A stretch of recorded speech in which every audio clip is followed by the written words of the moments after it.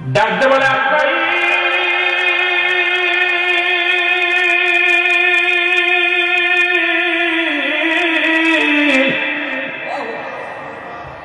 তুমি আমার রূহটা কবজ করবা, প্রবেশ করবা কোন জায়গা দিয়ে আগে বলো। আজরাইল কয় হুজুর আমি আপনার জবান দিয়ে মুখ দিয়ে প্রবেশ করব। কয় আজরাইল অসম্ভব, এই মুখটা দিয়ে আমি আল্লাহর সঙ্গে কথা বলেছি। সুবহানাল্লাহ বলেন। এই আমি আল্লাহর সঙ্গে কথা বলেছি, আল্লাহর সঙ্গে দিদারের সময় আমার আল্লাহর সঙ্গে সওয়াল করেছি, আমার মধ্যেই তোমারে ঢুকতে দিতে পারি না রে আজরাইল, এটাও সম্ভব, তুমি ঢুকতে পারো না আমার মুখ দিয়ে।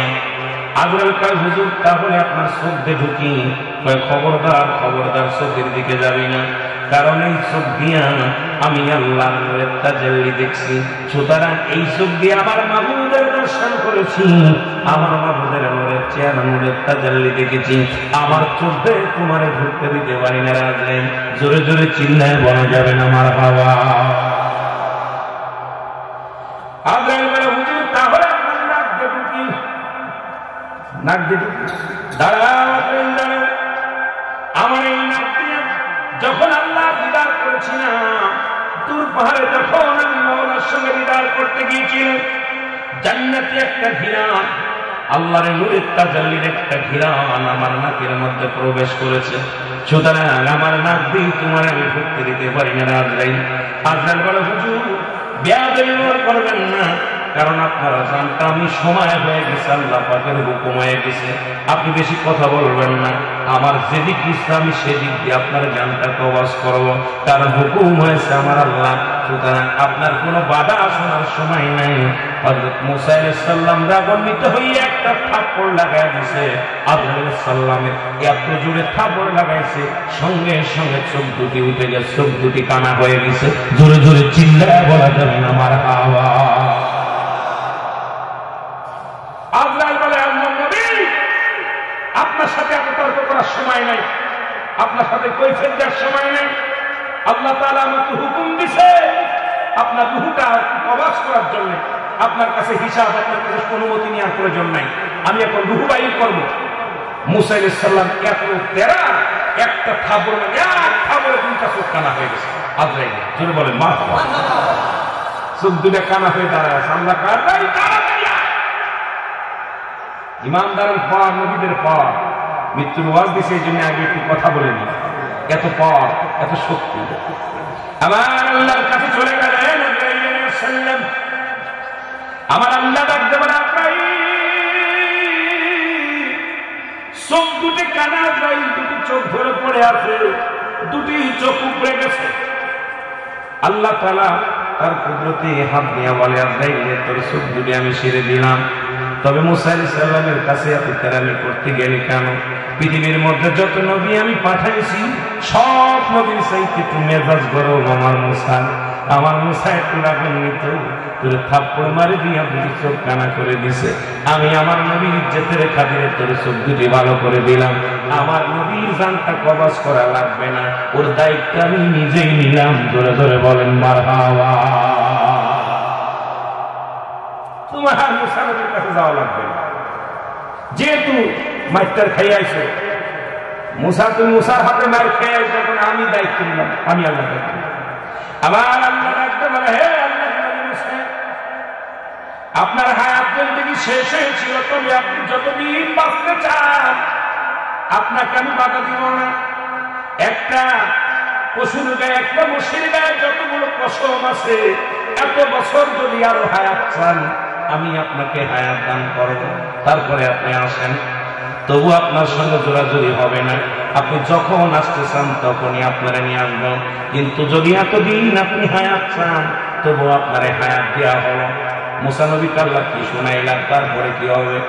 তারপরে দুনিয়া থেকে বিদায় নিতে হবে। আহা, তারপরও বিদায় নিতে হবে।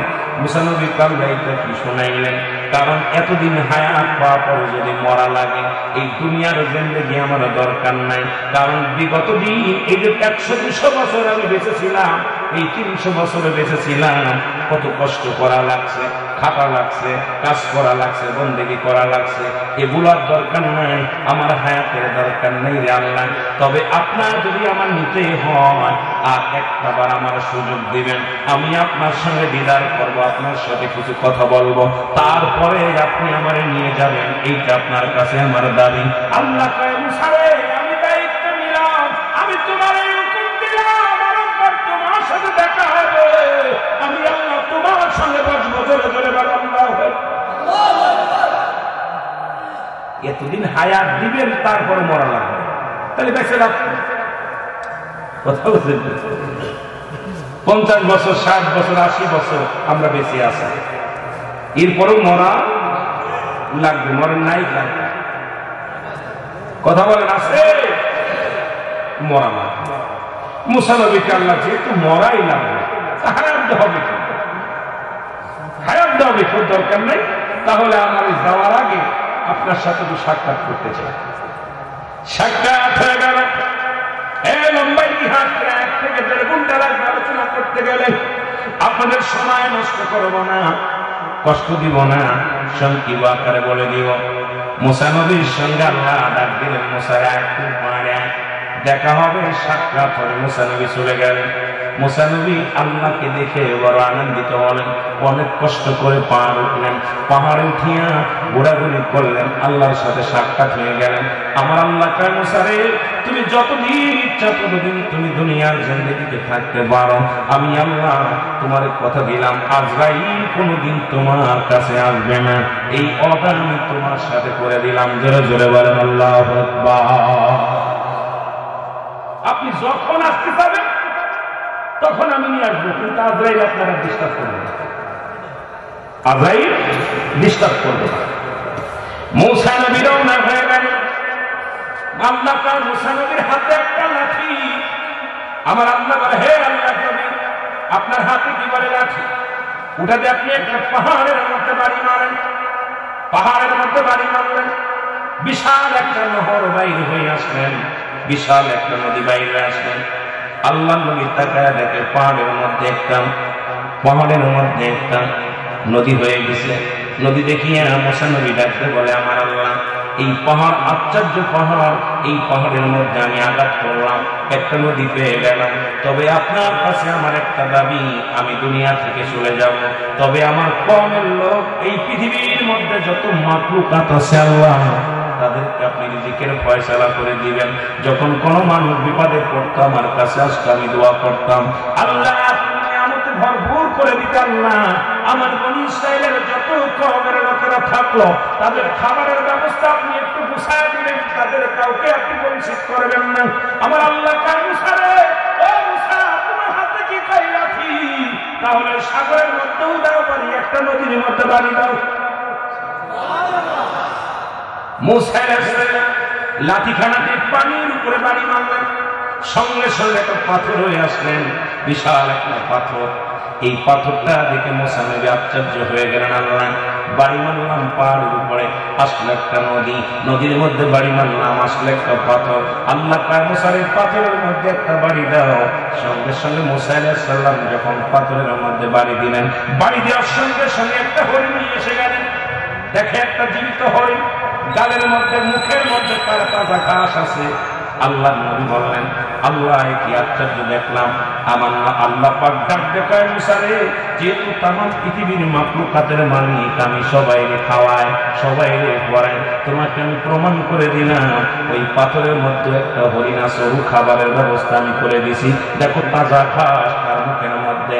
আমি কথা করলাম, পৃথিবীর মধ্যে যত মাখলুকাত আছে, যত জিন, যত কিছু আছে, সব কিছুর খাওয়ানোর দায়িত্ব আমি আল্লাহ। সুতরাং আমার সাথে যারা পৃথিবীর মধ্যে যত মাখলুকাত আমি আল্লাহ যেটা সৃষ্টি করেছি, সমস্ত মাখলুকাতের খাবারের ফয়সালাও আমি করে রাখছি। ধরে বলেন সুবহান।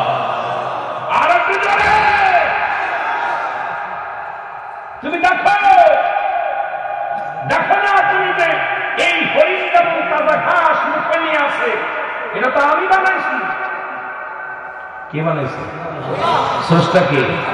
আল্লাহু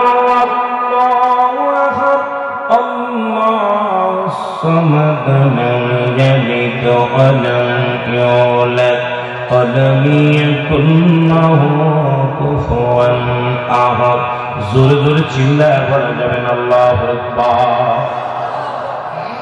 আল্লাহ আল্লাহ কয়জন? জেনে বলেন কয়জন? আল্লাহ ডাকতে বলে হাবিব ওদেরকে বলে দেন আমি আল্লাহ, আমার কোন দ্বিতীয় নাই, কাউকে জন্ম দিই না, কারো থেকে জন্ম নিই নাই। আসমান জমিনের মধ্যে আমার সমতুল্য, আমার সমকক্ষ কেউ নাই। সুতরাং সমস্ত মাখলুকাতকে বানাইলেন যে আল্লাহ, সবার দায়িত্ব নিছেন আমার সেই আল্লাহ। পৃথিবীর সমস্ত মাখলুকাতের দায়িত্ব কার? আরো জোরে বলেন কার? আর একটু জোরে বলো কার? আর একটু জোরে চিল্লায়া বলেন, দুরূদ শরীফ পড়েন আল্লাহুম্মা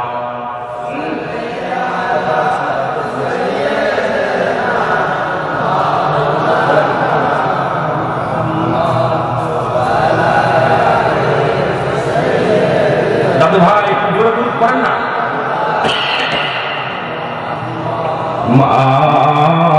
আল্লাহুম্মা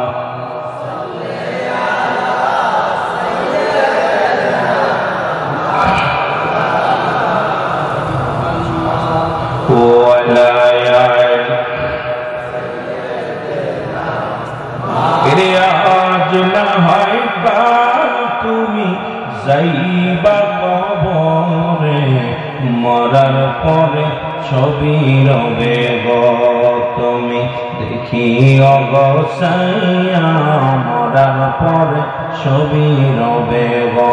বলেন ঠিক কিনা?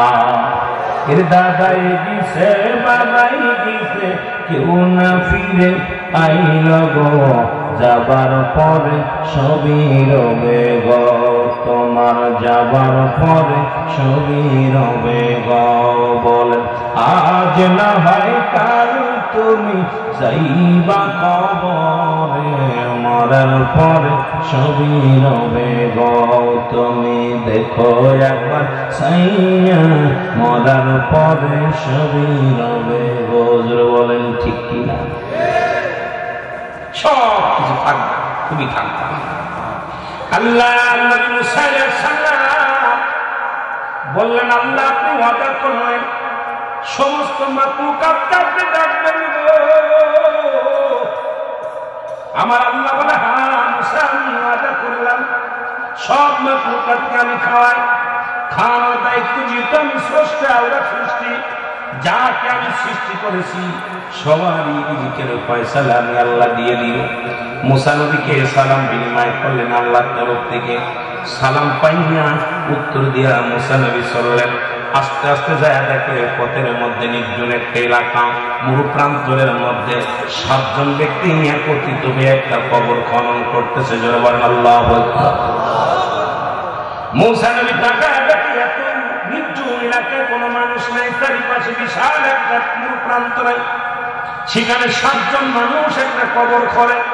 মুসা আলাইহিস সালাম সালাম দিলেন, যা বলে এ ভাইরা তোমরা এখানে কেন কবর, কার কবর খোলো? বলে আপনি যদি শরীক হতে চান আমাদের সঙ্গে হতে পারেন। মুসা আলাইহিস সালাম শরীক হলেন।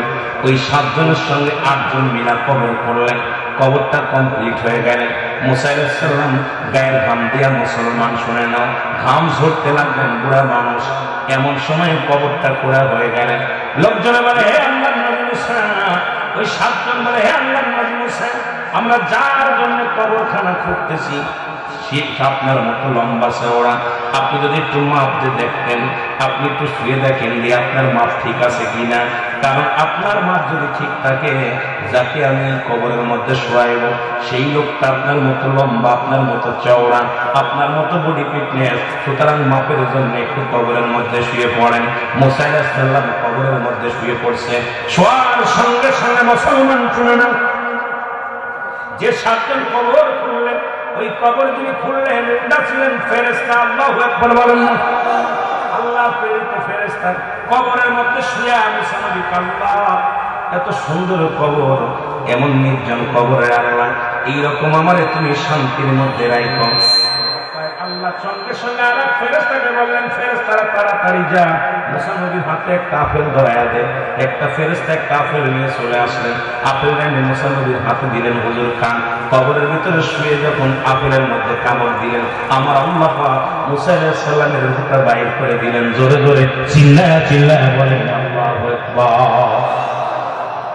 মুসা আলাইহিস সালাম বিদায় হয়ে গেলেন, ওনাকে কবর থেকে উত্তোলন করলেন, ফেরেশতারা করে গোসল করাইলেন, ফেরেশতা দিয়া গোসল করাইলেন। শুনালেন মুসলমান, ফেরেশতারা জানাজা পড়লেন। এ দুনিয়ার মানুষ শোনো, মুসা নবীর জানাজা করেছে ফেরেশতারা, মুসা নবীর কবর খনন করেছে ফেরেশতারা, সাথে শরীক ছিল নিজেই মুসা আলাইহিস সালাম। এবার তাকে কি করলেন? কাফন দাফন করাইলেন। কাফন দাফন করাইয়া এরপরে মুসলমান সবাই চলে আসলেন।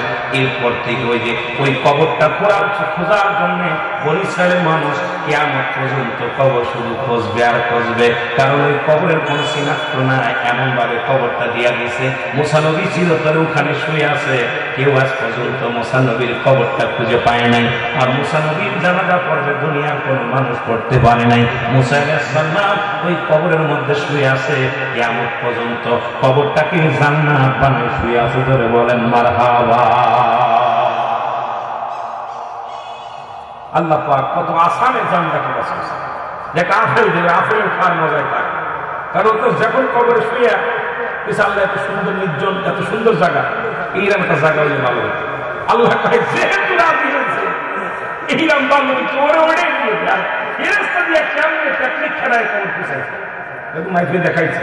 কথা বলছেন আল্লাহু আকবার। তবু আল্লাহ রাখে নাই। পৃথিবীর মধ্যে 4 জন নবী এখনো জিন্দা। কয়জন নবী? 4 জন নবী। কয়জন? মুসা আলাইহিস সালাম তো বিদায় হয়ে গেছে, আর 4 জন নবী দুনিয়ার মধ্যে জিন্দা আছে। তাদের মধ্যে একজনের নাম হলো হযরত ইলিয়াস আলাইহিস সালাম, যিনি আছে পাহাড়ের দায়িত্বের তাকে দিয়েছে আমার আল্লাহ। হযরত ইলিয়াস আলাইহিস সালাম হচ্ছে পাহাড়ের দায়িত্ব তাকে আল্লাহ দান করেছে।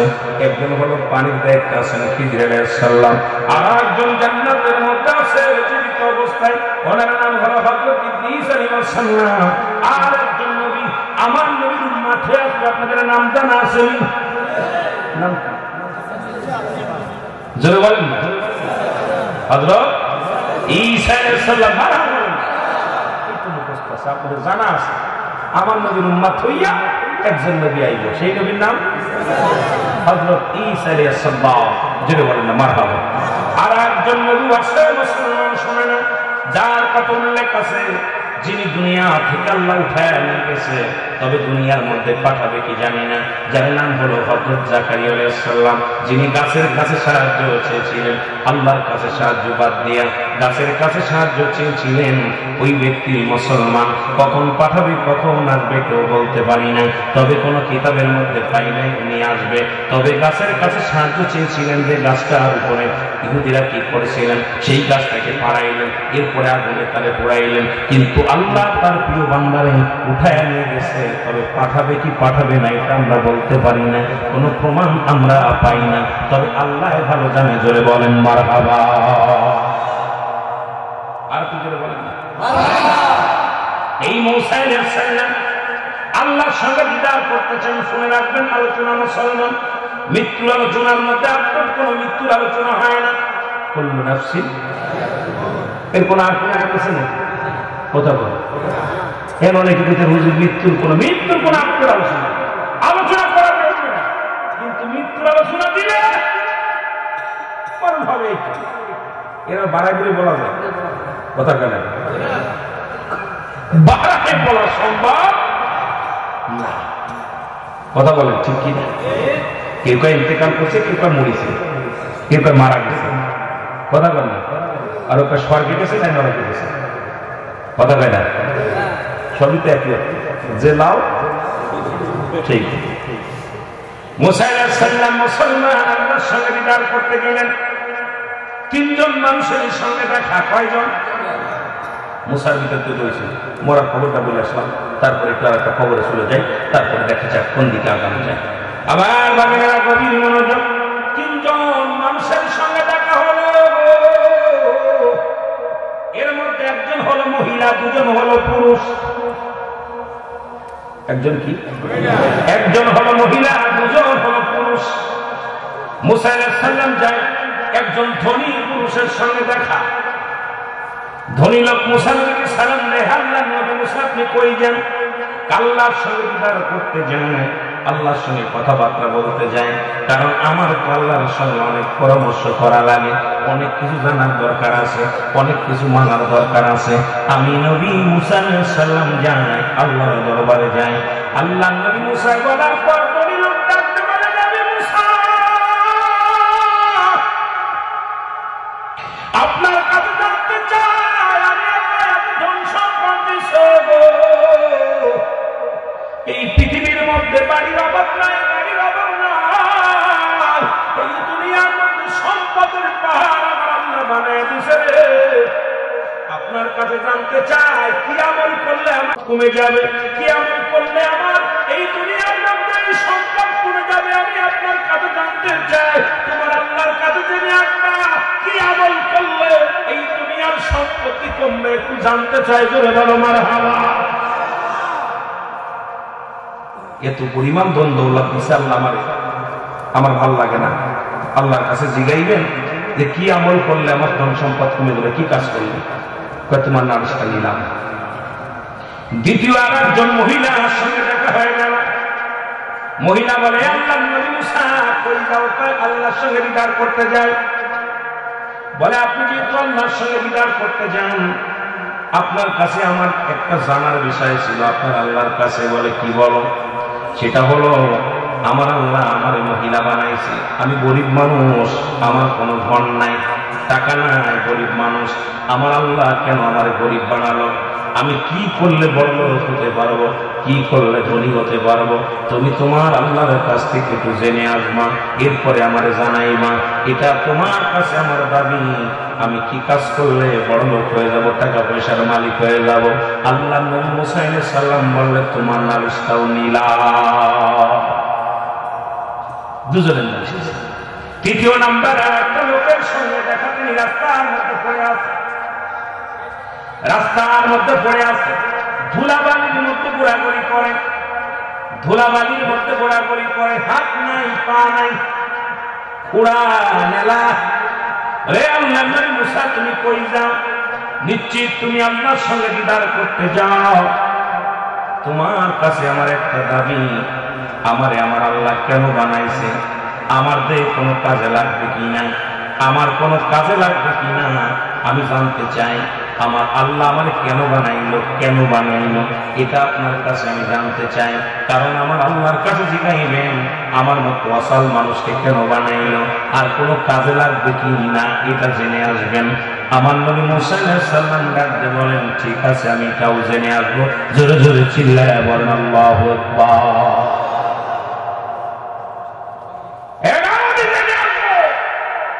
আল্লাহ পাকের কাছে চলে গেলেন মুসা আলাইহিস সালাম, তুর পাহাড়ে যাইয়া, আল্লাহ আপনার কাছে আজকে তিনটা বিষয় জানতে চাই। কয়টা বিষয়?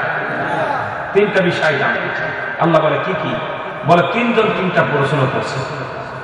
আল্লাহ এক নম্বর প্রশ্ন হলো, একজন ব্যক্তি বিশাল ধনী, এই পৃথিবীর মধ্যে জন সম্পদ করে অনেক দান করেছে,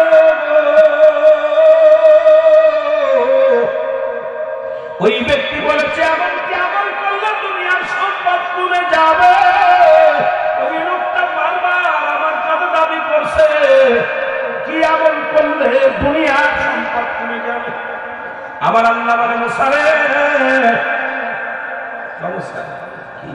ওই লোকটারে যা বলবা সেজন্য আজ থেকে আমার শুকরিয়া বন্ধ করে দেয়, সেজন্য আজ থেকে কোনো কাজে প্রশংসা না করে, আমি আল্লাহর গুণগান না করে, শুকরিয়া আদায় না করে, দেখবা সে কয়েকদিন পর দুনিয়ার সম্পদ কমে যাবে। জোরে জোরে চিল্লায় বলেন মারহাবা।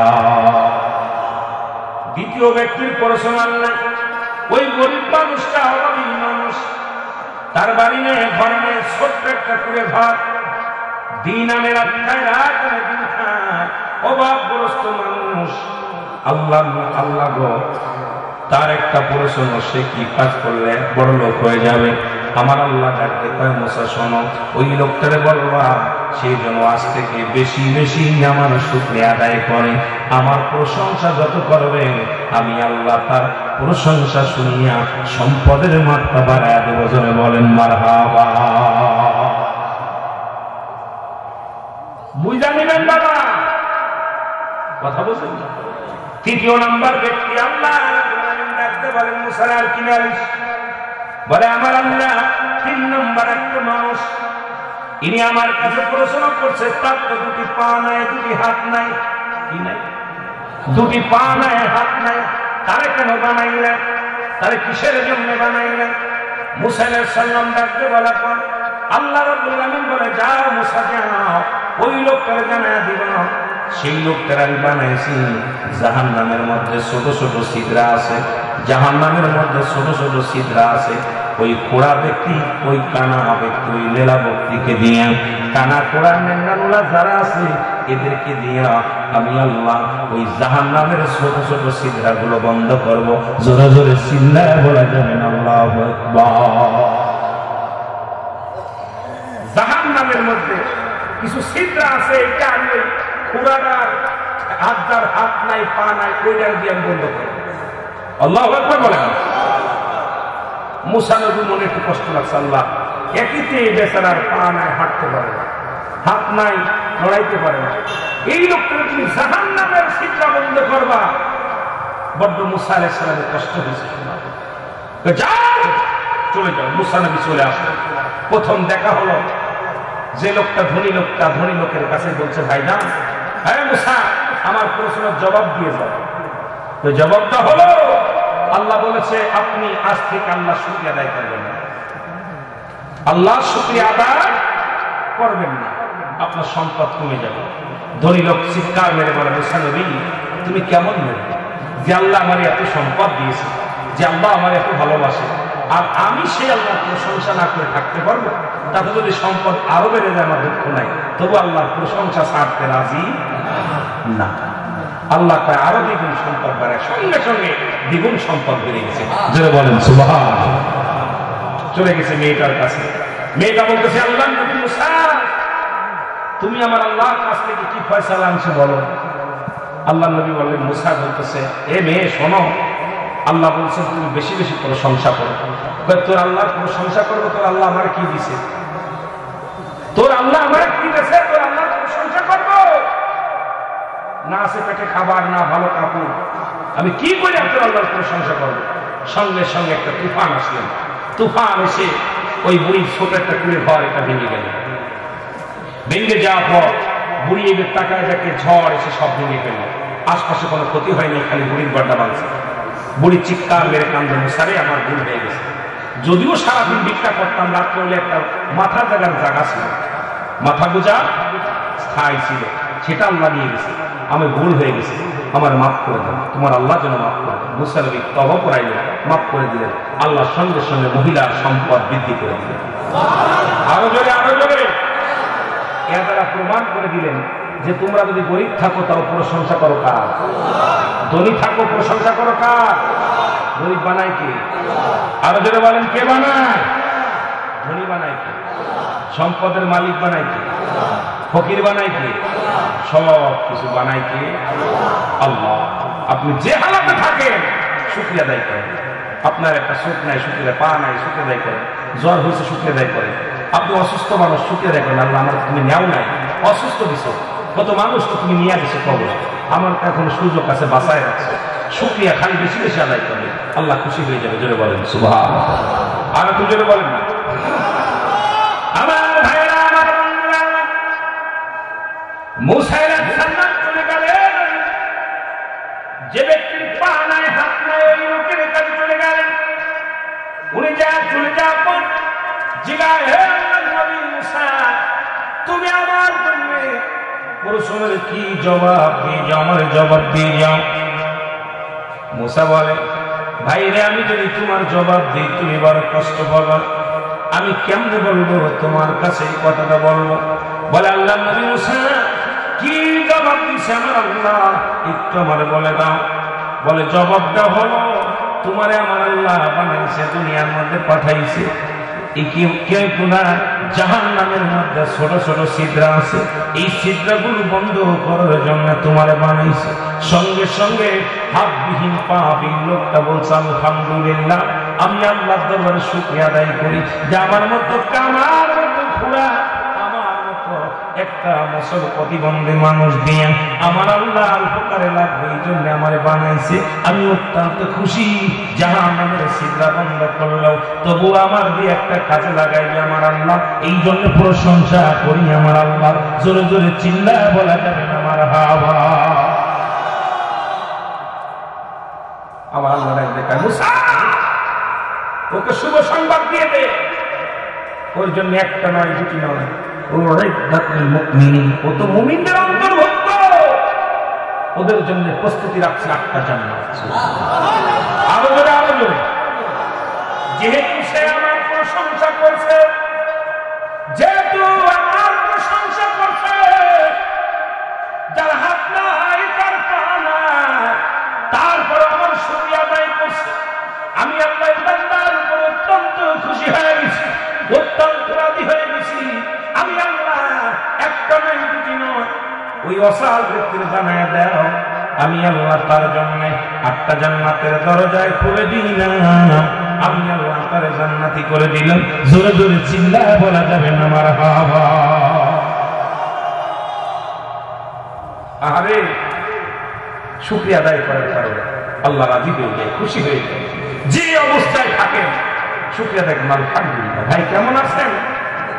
কথা বলেন না, কি খাইছেন? আল্লাহ ভালোই খাইছে, আলহামদুলিল্লাহ। কি করতেছেন? আলহামদুলিল্লাহ কাজ করতেছেন। কোথায় যাচ্ছেন? আলহামদুলিল্লাহ বাজারে যাচ্ছেন। প্রতিটা কাজে কর্মে যখন আপনি শুকরিয়া আদায় করবেন, তখনই আল্লাহ আপনার উপরে রাজি খুশি হয়ে যাবে। যেটা বলেন ঠিক কিনা? আর আল্লাহ যার উপরে রাজি খুশি হয়ে যায়, তার কোনো টেনশন আছে? তার কোনো প্রেশার আছে? এই পৃথিবীতেও সে ধন্য, আখিরাতেও সে ধন্য। যেটা বলেন ঠিক কিনা? একটু মহব্বতের সঙ্গে দুরূদ শরীফ পড়েন। আল্লাহুম্মা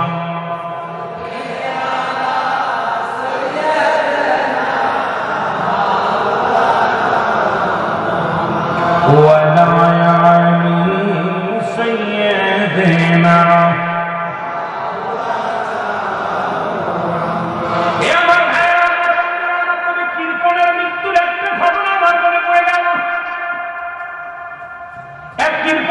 দুনিয়ার মধ্যে বিশাল কীর্তন, ওনার মৃত্যু হলে মরণের কত সহজ, মরণের কথা, মরণের পেয়ালা পান করতেই হবে, এর মধ্যে কোন সন্দেহ নেই। আর মৃত্যুর যন্ত্রণা বলতে যা আল্লামা মুফতি আমজাদ আলী সাহেব একটা কিতাব লেখলেন, কিতাবের নাম বারী শুনিয়া। এই কিতাবের মধ্যে উনি লিখতে যায় বললেন, দুনিয়ার মানুষ শোনো, মানুষের যখন সহজ মৃত্যু হয়, কি মৃত্যু হয়? সহজ মৃত্যু। 70টা তাজা উঠে গায়ের চামড়া জবাই নাই করিয়া উল্টো দিকে টান দিয়া লবণের মরিচ লাগাই দিয়ে যতটুকু যন্ত্রণা হয়, এর চাইতে 70 গুণ যন্ত্রণা হলে একটা সাধারণ মৃত্যু। যারা মরণকালে পায়খানা করে দিল, মরণকালে যারা প্রস্রাব করে দিল, মরণের সময় যারা চোখ দুটি বড় বড় হয়ে যায়, মরণের সময় যাদের অমুসলমান জিহ্বাটা বাইর হয়ে যায়, তাদের মরণটা কত কঠিন। জোরে বলেন। একদিন পণ্ডিতের মরণ হলো, কেমনে মরণ হলো? মরণ তো সবারই হতে হবে। 1 নম্বর বিপদ হলো মানুষের মরণ, 2 নম্বর বিপদ হলো কবর, 3 নম্বর বিপদ হলো কিয়ামতের ময়দান। একটার পর একটা বিপদ। মরণটা হলো 1 নম্বর। 1 নম্বর যদি বলেন 1 নম্বর, 1 নম্বর হলো মরণ, 2 নম্বর হলো কবর, 3 নম্বর আছে এখানে 2টা বিষয়। একটা হলো ঈদে মিলাদুন নবী, আর হলো কবরবাসীদের স্মরণে। কারণ কে বা কার জন্য কান্দে, কে বা কার জন্য দোয়া করে। এলাকাবাসী আজকে এলাকার মানুষের জন্য যারা দুনিয়া থেকে বিদায় হয়ে গেছে, তাদের স্মরণের মাহফিল। আল্লাহ যারা কবরে শুয়ে আছে, তাদেরকে আপনি মাফ করে দেন, তাদেরকে আপনি ক্ষমা করে দিন। ও মুসলমান, গভীর মনোযোগ শুনে নাও। পৃথিবীর মধ্যে একজন কৃপণ ব্যক্তি, এত কৃপণ নিজেও খায় না, মেরেও খাবি দেয় না। তার বিবি মানুষের দরকারে ভিক্ষা করে, চেয়ে খায়, কিন্তু সে ধন সম্পদ নষ্ট করে না, রেখে দেয়, গুছায় রেখে দেয়, যত্ন করে রেখে দেয়। গতকালকে দেখলাম ফেসবুকের মধ্যে একজন ব্যক্তি মারা গেছে, উনি মৃত্যু শয্যায় সজ্জিত। এরপরে ওনার যখন ওই লোকজনের পাশে যত খেতা বালিশ ছিল, কম্বল ছিল, দেখে খালি পয়সা, 5 টাকা রাখবি, 1 টাকা রাখবি, 2 টাকা রাখবি, খালি শুধু টাকা টাকা। এতগুলো হয়েছে, মানুষ আশ্চর্য হয়ে গেছে। মানুষের দ্বারা দ্বারে চেয়ে চেয়ে খাতেন, আর এই সম্পদ গুছায় রেখে দিয়েছেন এক জায়গায়। এ মুসলমান এরপরে মৃত্যু শয্যায় এখন সজ্জিত, এটা ভিডিওর মধ্যে ছেড়ে দিছে, আপনারা দেখবেন বাবা কত পয়সা এক জায়গায় গুছায় রাখছে, জীবনে কিনে খায় নাই, যত টাকা বিক্রি করছে সব গুছায় রাখছে, এক জায়গায় সম্বল করে রাখছে, নফসকে দেয় নাই। এইরকম একজন কৃপণ ব্যক্তির ইতিহাস মনে পড়ে গেল। মুসলমান শোনো, এই লোকটা কি করলেন? ইনি অসুস্থ হলেন, প্রচন্ড অসুস্থ হলেন। এমন সময় এক ভণ্ড পীরের সঙ্গে, ভণ্ড কাবেলের সঙ্গে দেখা হলো। ভণ্ড কাবেল ব্যক্তি উনার কাছে বলতেছেন, হুজুর আপনাকে আমি পেয়েছি, এত ধন সম্পদ আমার, টাকার অভাব নাই, অনেক টাকা পয়সা আমি রোজগার করেছি, এগুলো গুছায় রাখছি, আমি তো নিজে জীবনে ভোগ করি নাই, আমি এখন তো মরণ পথের যাত্রী, এখন যদি মারা যায় এই পয়সাগুলোর কি হবে? তাই এগুলো আপনার ওয়ারের সূত্রে আপনার যারা ছেলে মেয়ে তারা পাবে, আপনার ছেলে পাবে, আপনার মেয়ে পাবে, আপনার বিবি পাবে। বলে না না, আমি সম্পদ কারোর দিতে চাই না, কারণ আমার সম্পদ আমি রাখবো, আমার সম্পদগুলো আমি নিজে ভোগ করতে চাই, নিজে রাখতে চাই। বললেন এই লোকটারে বিশাল চালাকি করলেন, ভণ্ড প্রতারক। উনি বললেন তাহলে একটা কাজ করেন, যদি আপনি নিজেই ভোগ করতে চান, আপনার ছেলে মেয়েদেরকে ডাকতে বললেন, আপনি যেদিন মারা যাবেন, মারা যাওয়ার পর আপনার এই ধন সম্পদ জন্য আপনার একটা কবরে দিয়ে দেওয়া হয়। কবরে যেদিন যাবেন, ফেরেশতারা এই কবরের টাকা পয়সা পেয়ে প্রচন্ড খুশি হয়ে যাবে, আপনার সঙ্গে ভালো ব্যবহার করবে। আর এটা আপনি যদি জান্নাতে যান, কবরের ভিতরে জান্নাতের মধ্যে যান, তাহলে এই টাকা খরচ করতে পারবেন, বাজারঘাট করতে পারবেন, আপনার বড় দাম বেড়ে যাবে। তবে যত সম্পদ গুলো আছে এগুলো আপনার কবরে দিতে বলবেন। জোরে জোরে চিল্লায় বলো আল্লাহু আকবার। যে কথা সেই কাজ। কিছুদিন পরে লোকটা মারা গেল। মারা যাওয়ার পর ওনাকে দাফন কাফন করে ওসিয়াত করে বলে গেছেন, সব টাকা পয়সা দিয়ে কবরে শোয়া গেছে। কবরে শোয়ানোর পর ওই লোকটা তো যে ভণ্ড প্রতারক, কত রাত্রেবেলা কবর খুঁড়বে, কবর খুঁড়ে এই মাল নিবে, কামাই নিবে, তা দিছে। রাত্রেবেলা যায় দেখুন সবাই যখন টাকা পয়সা কবরের ভিতরে অনেকগুলো দিয়ে মাটি দিয়ে রাখছে। রাত্রে যখন উনি কবর খোঁড়ার জন্য একাকার হয়ে গোরস্থানে গেছে, যা যখন কবরের একটা মাটি খুঁড়ে যখন বাসটা উঠাইছে, দেখে কবরের ভিতর দাও দাও করে আগুন জ্বলতেছে। জোরে বলেন আল্লাহু আকবার। উনি একটা চিৎকার দিয়ে বলেন,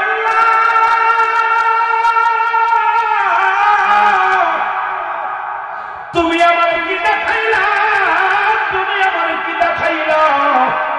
একটা চিৎকার দিয়ে জমিনের মধ্যে উনিও পড়ে মারা গেছে।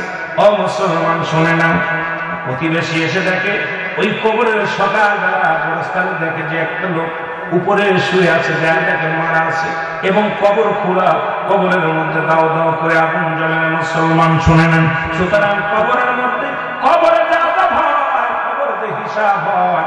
এই কবরটা হলো মানুষের 2 নাম্বার বিপদ। 1 নাম্বার বিপদ হলো মানুষের মরণ। মানুষের মরণ হয় 2টা টাইমে, একটা হলো রাতের বেলা, আর একটা হলো দিনের বেলা।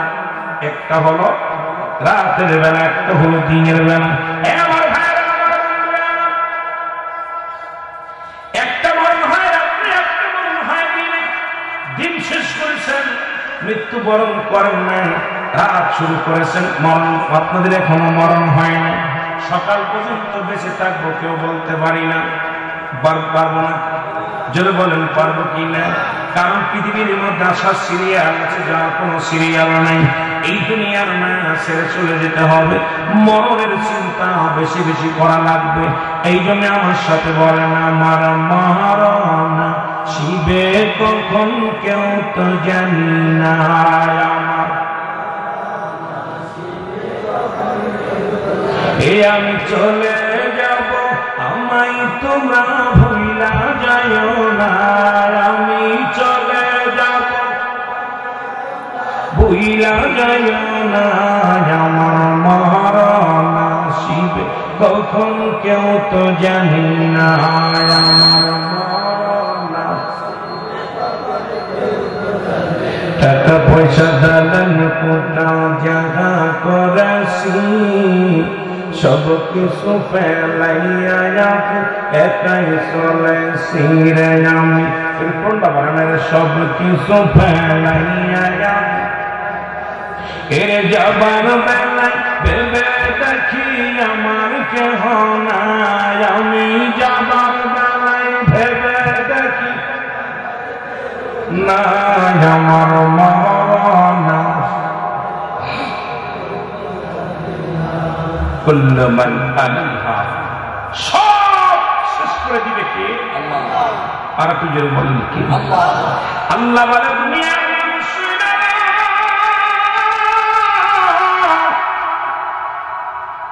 এই জমিনটা আমি রাখবো না, আসমান আমি রাখবো না, এই জমিনের মধ্যে যত মাটিগুলো আছে সব মাটিগুলো তামা বানায় দিব। আল্লাহ। এই জমিনের মাটিগুলোর উপরে কত মস্তানি করে না মানুষ, কত না জোর দেখাও। আপনাদের এই এলাকার মধ্যে একজন আলেম নাসিরুল্লাহ চাঁদপুরী সাহেব, ওনার একটু ওয়াজের মধ্যে অনেক মূল্যবান একটা কথা বলছে।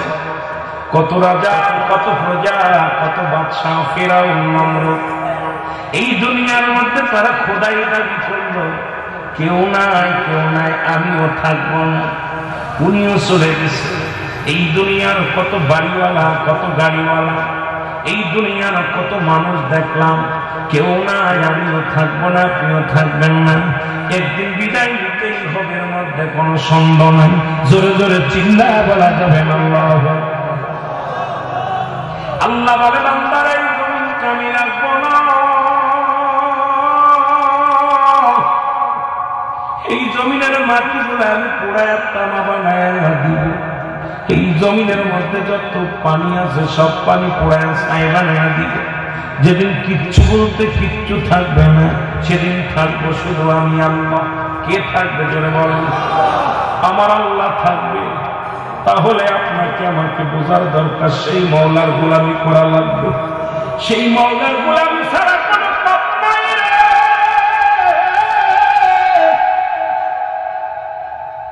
সেই মওলার গোলামি ছাড়া কোনো পথ নাই, সেই মওলার ইবাদত ছাড়া কোনো পথ নাই।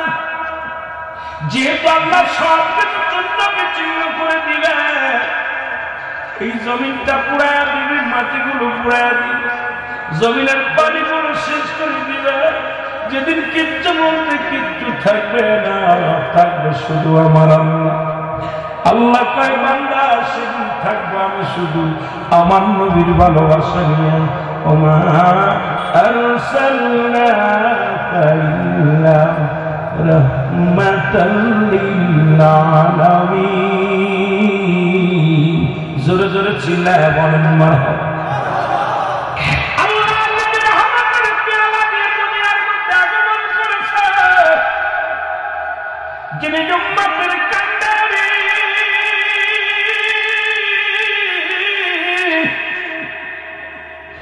উম্মতের দরদি, নবী আমার রাহমাতুল লিল আলামিন, যিনি জগতের মধ্যে আছে নবী আমার।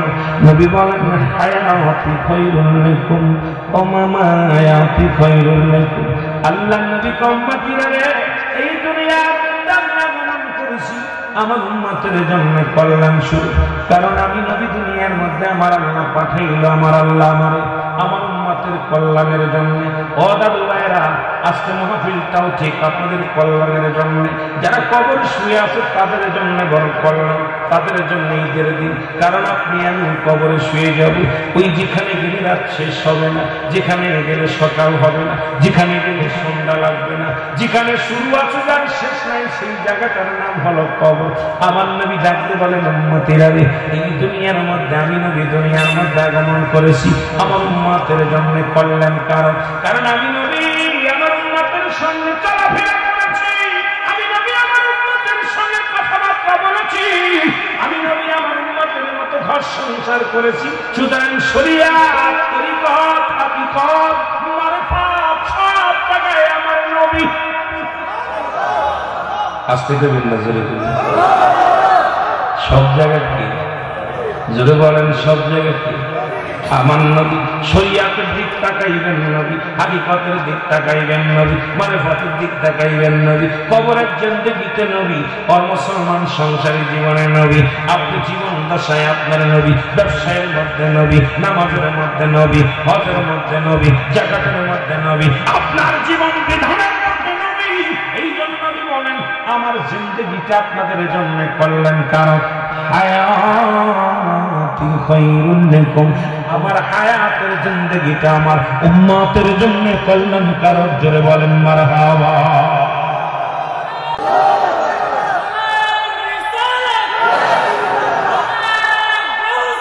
আরে মদিনা মদিনা আশিক মুমিনের ঠিকানা, বলো না মদিনা মদিনা আশিক।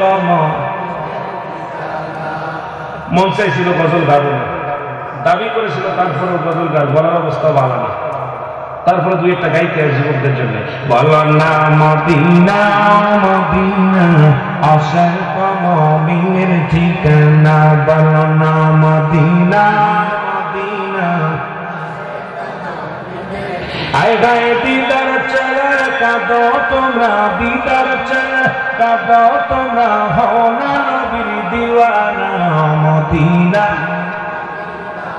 আশিক মুমিনের ঠিকানা, বলো না মদিনা মদিনা আশিক। একটু জোরে বলা যাবে না? বলো মদিনা মদিনা আশিক।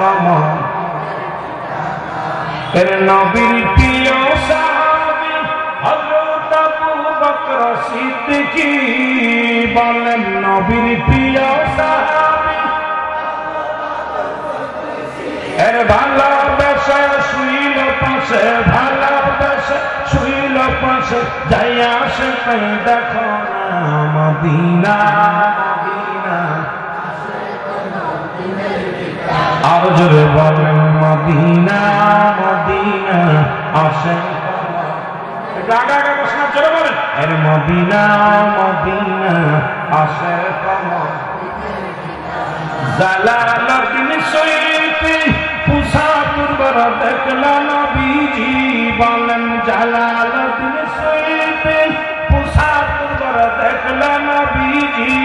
ওরে এতবার দেখিয়াও নবী, এতবার দেখিয়াও নবী, কৃষ্ণা তাহার মেটে না মদিনা আশিক।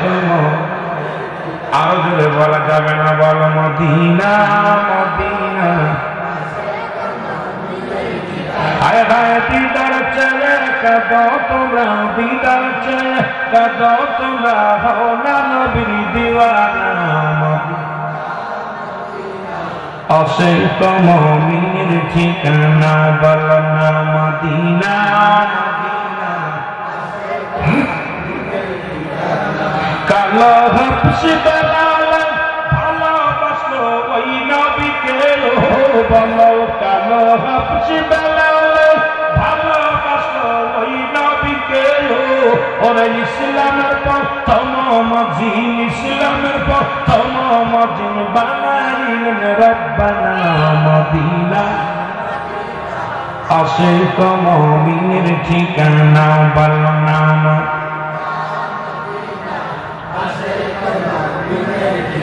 আয় হায় দিদার চেয়ে কাঁদো তোমরা, দিদার চেয়ে কাঁদো তোমরা, হও না নবীর দিওয়ানা মদিনা মদিনা আশিক। একটু আগায় বসে না বাবা, পিছনে জায়গা হচ্ছে না, একটু আগায় বসে, মহব্বত একটু আগায় বসে, জিকির করেন, জিকির তালে তালে একটু আগায় আসে, আল্লাহ আল্লাহ আগা আসেন।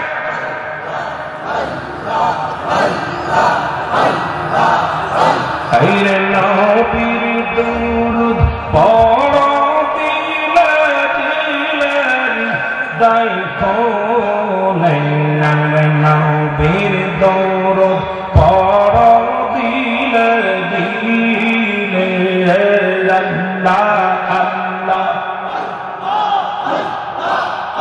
আইরে নবীর দুরূদ পড় দেখো নবীর দৌলত পড় দিলে দিলে আল্লাহ আল্লাহ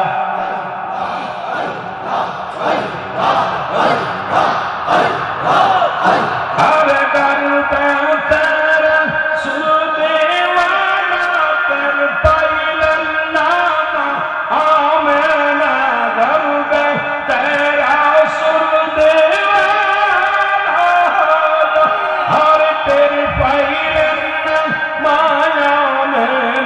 খবর দিল জিবরাইল আমিনে রাইখো মনে নবীর দরুদ পড় দিলে দিলে তোমরা নবীর দরুদ দেখো নবীর দরুদ পড় দিলে দিলে আল্লাহ আরে এক মাসের দরবে দেখো আর মায়া হবে না দেখে সফল এক মাসের দরবে দেখো আর মায়া হবে না দেখে সফল আকাশের চাঁদ সেচে ঘরে আকাশের চাঁদ সেচে ঘরে রেখো মনে নবীর দরুদ পড় দিলে দিলে তোমরা নবীর দরুদ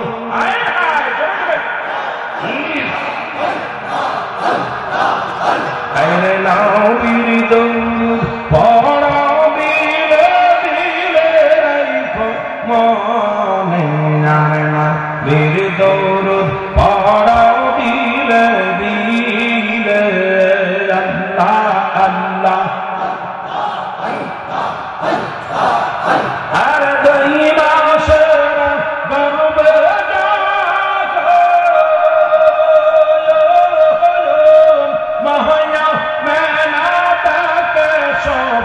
রহমতেরি জুয়ার আইছে ঘরে রহমতের ভান্ডার আইছে ঘরে রাইখো মনে নবীর দরুদ পড় দিলে দিলে তোমরা নবীর দরুদ জোরে জোরে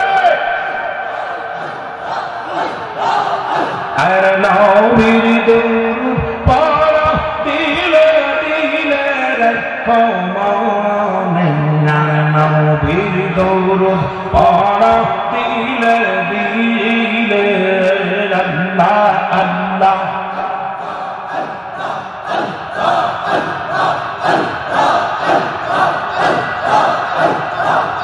তোমরা নবীর দরুদ পড় দিলে দিলে রাইখো মনে নবীর দরুদ পড় দিলে দিলে আল্লাহ আল্লাহ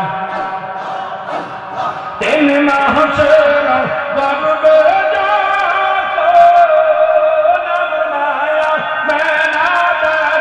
স্বপন তিন মাসের গর্ভে আমার মায়া ডাকে স্বপন আকাশের চাঁদ উঠেছে ঘরে আকাশের চাঁদ আলাইকুম আমিনায় নবীর দরুদ পড়ো দিলে দিলে তোমরা নবীর দরুদ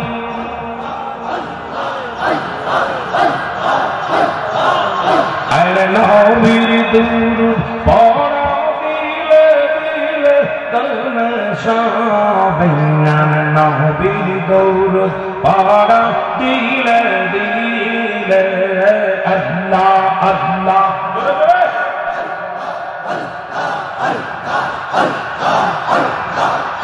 আইরে সোনর মুমিন মুসলমান দয়াল নবীর উম্মত গণ সোনর মুমিন মুসলমান দয়াল নবীর উম্মত গণ দয়াল নবীর দুরূদ শরীফ তোমরা সাইরো না গো দয়াল নবীর প্রেমের তরি তোমরা সাইরো না আল্লাহ আল্লাহ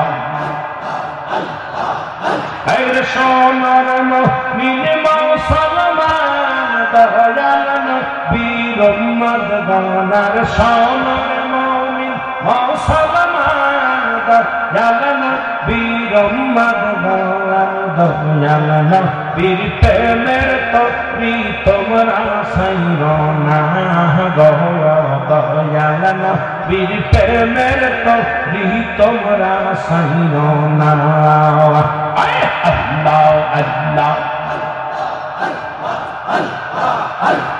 ওই নৌকাতে উঠবে যখন নবীর দিদার পাইবে তখন নৌকাতে উঠবে যখন নবীর দিদার পাইবে তখন রোজ হাসরে তরাই নিবেন হে রব্বানা রোজ হাসরে তরাই নিবেন হে রব্বানা আর সোনার মুমিন মুসলমান দয়াল নবীর উম্মত গণ সোনার মুমিন মুসলমান দয়াল নবীর উম্মত গণ দয়াল নবীর প্রেমের তরি তোমরা সাইরো না গো দয়াল নবীর প্রেমের তরি তোমরা সাইরো না আল্লাহ আল্লাহ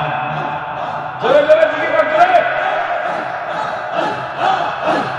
কত ফকিরলি গণ দরসে নবীর নৌকা করে কত ফকিরলি গণ উঠছে তারা ওই নৌকাতে তারা ইবে দয়াল নবী চিন্তা রবে না আর তারা ইবে দয়াল নবী ভাবনা রবে না ওই নৌকাতে উঠবে যারা নবীর দিদার পাবে তারা ওই নৌকাতে উঠবে যারা নবীর দিদার পাবে তারা আখিরাতে পার হইবে ফুলসিরাত খানা হায় হায় আখিরাতে পার হইবে ফুলসিরাত খানা আল্লাহ আল্লাহ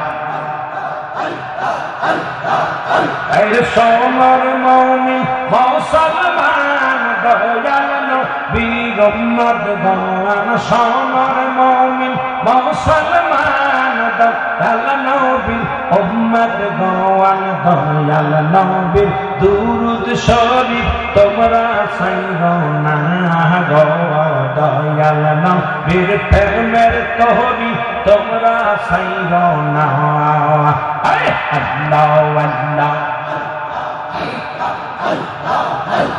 ওই তহরিতে উঠবে যেজন ওই ফুলের সুবাস পাবে তখন ওই তহরিতে উঠবে যেজন নবীর দিদার পাবে সেজন আখিরাতে পার হইবে ফুলসিরাত খানা আর আখিরাতে পার হবে সে ফুলসিরাত খানা আর নবীর উম্মত নর নারী তকবীর উম্মত নরনারী নবীর প্রেমের ধরতরি নবীর উম্মত নরনারী নবীর প্রেমের ধরতরি আখেরাতে পার হইবে ফুলসিরাত খানা গো আখেরাতে পার হইবে ফুলসিরাত খানা আল্লাহ আল্লাহ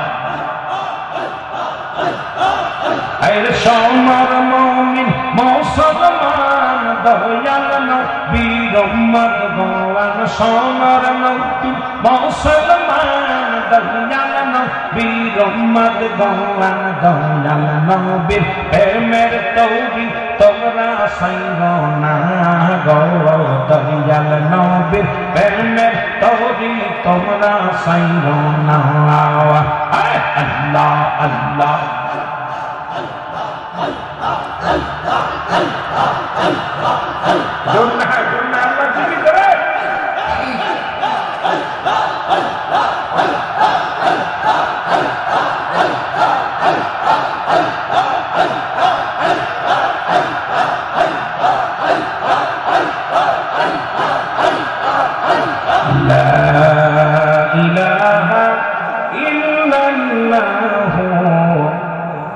মুহাম্মাদুর রাসূলুল্লাহ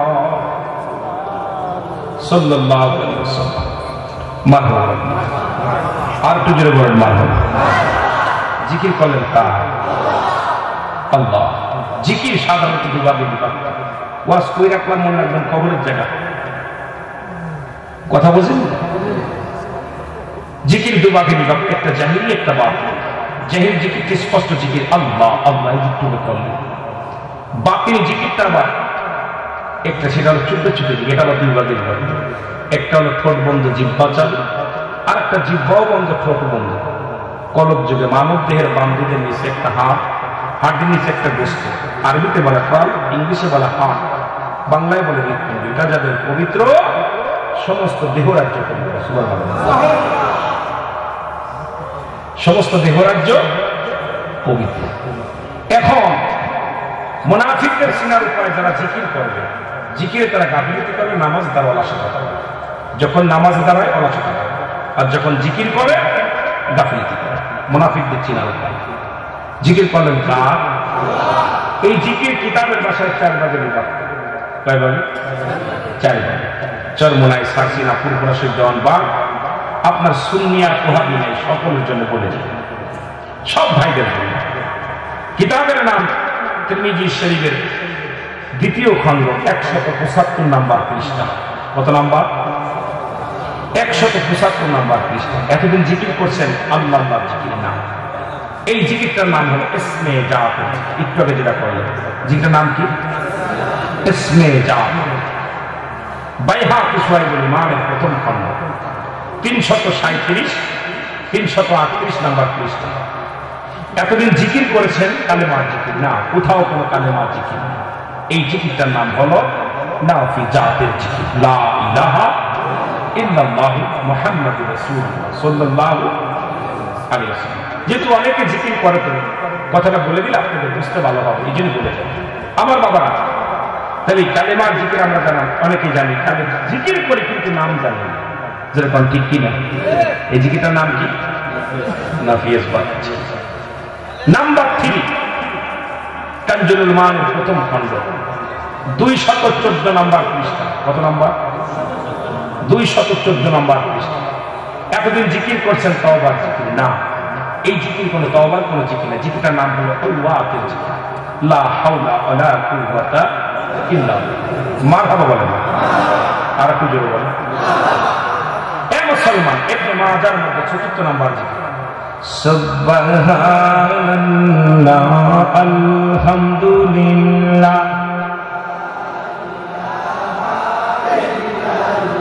আমিন বলেন আমিন এত ব্যাখ্যা দেওয়ার সময় নেই কি বললেন জিকিরটা করলেন এই জিকিরটা আমরা যারা অনেকে করি আপনারা যখন জিকির করলেন অনেকে আল্লাহ আল্লাহ করছে অনেকে জবানটা বন্ধ রাখছে আমার বাবারা বললেন জিকির মাথা নাড়বে না সবচেয়ে বেশি জিকির করে আমাদের ইমাম সাহেব যেহেতু উনি কোরআনের হাফেজ আমার হাফেজ ভাইরা আছে। বিসমিল্লাহির রহমানির রহিম। ইন্নাল্লাযীনা ক্বালু রাব্বুনাল্লাহু সুম্মা ইসতাকামু তাতানাজ্জালুল মালাঈকাতু আল্লাহু জিকির করেন না, কথা বলেন। ওনারা জিগাইবেন, কোরআন পড়তেছি ঝুলতেছি, একটু আল্লাহ বলছেন না, কিছু মানুষ হাসতেছে। আপনারা সামনে জিকির করতে পিছনের মানুষগুলো এরকম চাই আছে করে তো ওরা জিগে হাফেজ সাহেবের জিজ্ঞাসা এখন যে আপনি ধরলেন কেন, যে আপনি তো কোরআন করতেছেন, কোরআন এরকম ধরলেন কেন? উনি বলবে কোরআনের ভিতরে যে কি মধু এটা আমি নিজে জানি, আমার যে কে ঢুলাইছে আমি বলতে পারি। কোরআন এত মধু, কোরআন এত জাদু, কোরআন পড়তে গেলে এমনি ঝুল এসেছে, যদি বলেন ঠিক কিনা। উনি সবচেয়ে বেশি মাথা ঝুলাইতে কোরআনের পাতি করে কথা বলেন না। আপনারা চিত্রে পড়লেন, উনি এক পারা পড়তে গেলে অনেক সময় লাগে, নিয়ে বলতেছে কি মধু, কি মায়া, যেটা বলেন ঠিক কিনা। আমার দাদু ভাইরা এবার বলতে পারো হুজুর এরাও মানলাম, কিন্তু আপনি যে গজল গাইলেন এটা কোন কিতাবে গাইলেন? কিতাব না থাকলে জীবনে গাইতেন না।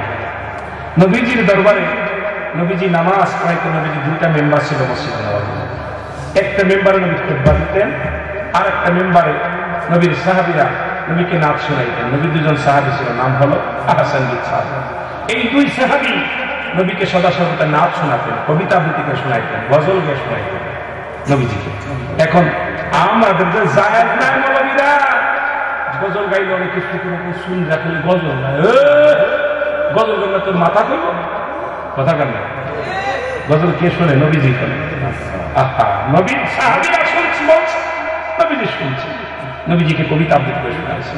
কিন্তু আমার দেশের কিছু তথাকথিত জ্ঞান পাপী পাগলেরা আছে, কথায় কথায় খালি সুন্নিরা গান গায়, গজল গায়।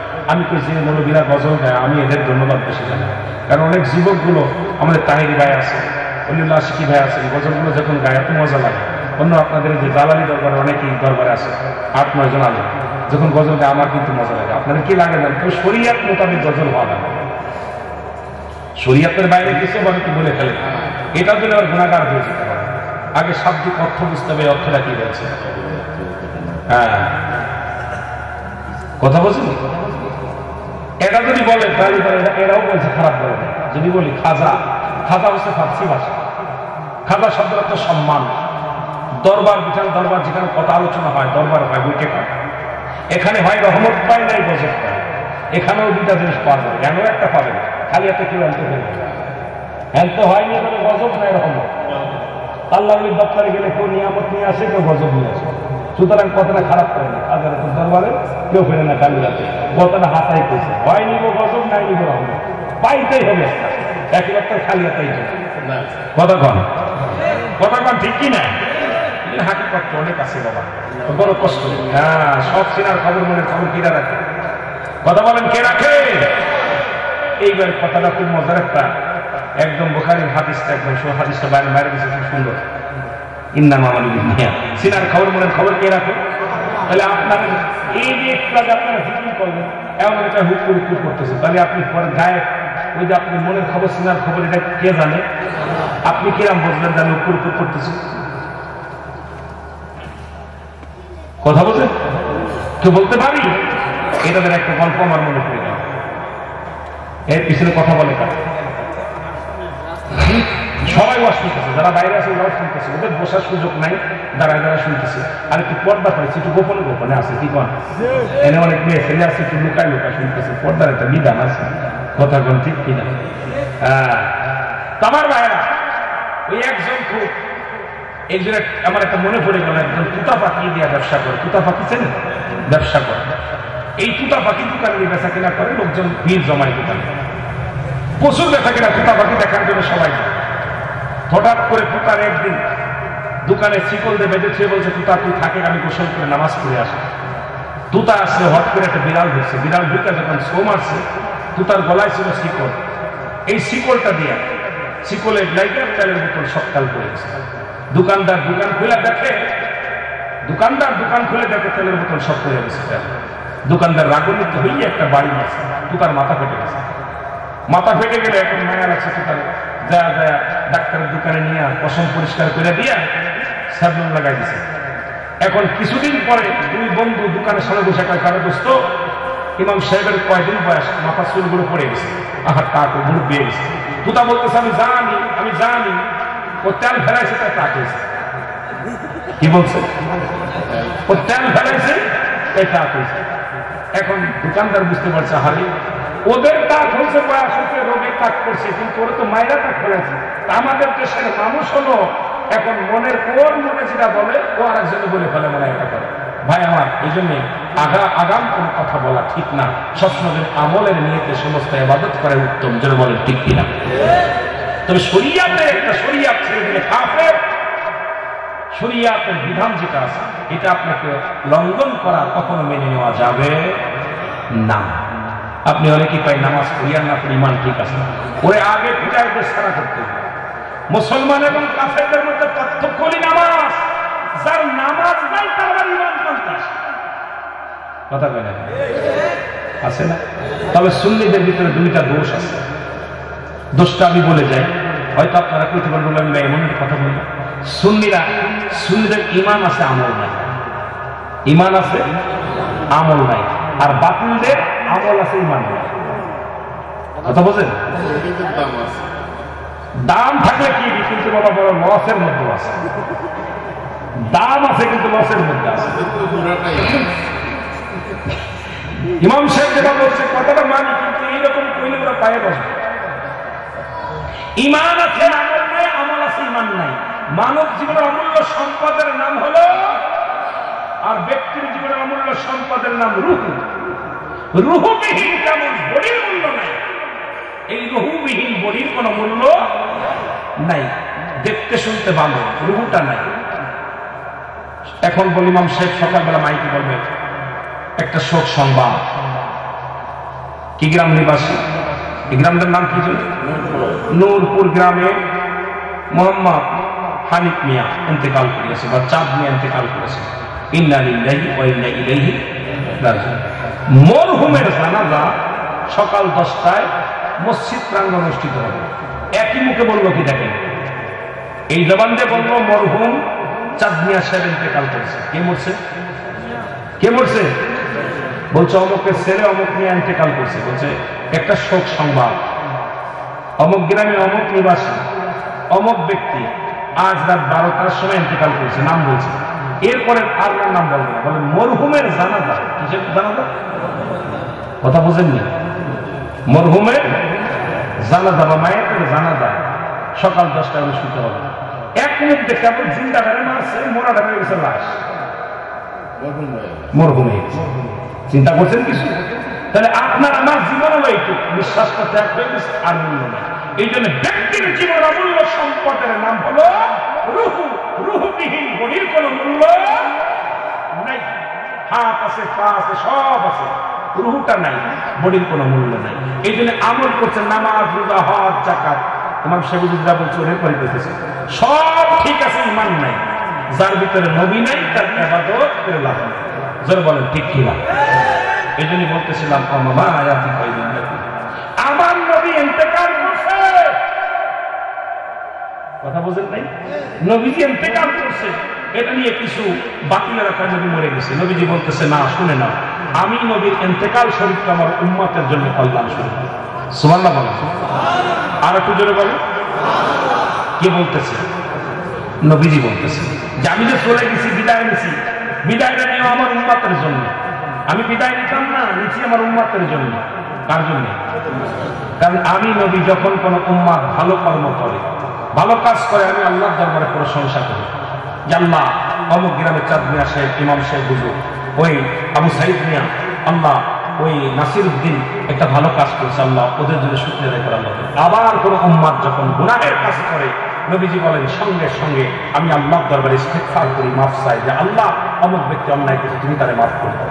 যদি ইমানদার হয়, হে মুসলমান, তাহলে এই নবীর পক্ষে থাকার দরকার আছে কিনা? আরো জোরে বলেন, আছে কিনা? এই জন্য আমি আপনাদের কাছে আমার দাবি করে যাই, নাম্বার মরণ, নাম্বার 2 হলো কবর। আর কবর বলতে আমরা বুঝাই মানুষের মৃত্যুর পর থেকে শুরু করে কিয়ামত পর্যন্ত জগৎটাকে বলা হয় কবরের জগৎ। জোরে বলেন ঠিক কিনা, আরো জোরে বলেন ঠিক কিনা। এই কবরে কোন সকাল আর বিকেল না, এই কবরে কোন রাত আর দিন নাই, কবরে শুরু আছে তার শেষ নাই। সর্বশেষে যিনি ইন্তেকাল করবে, যিনি মারা যাবে, সেও 50,000 বছর বা 500 বছর 500 বছর কিসে থাকবে? কবরের জিন্দেগিতে থাকা লাগবে। এই জন্য আমার ভাইয়েরা 40 বছর 50 বছরের জিন্দেগি পাইয়া আপনারা অবহেলায় কাটাই।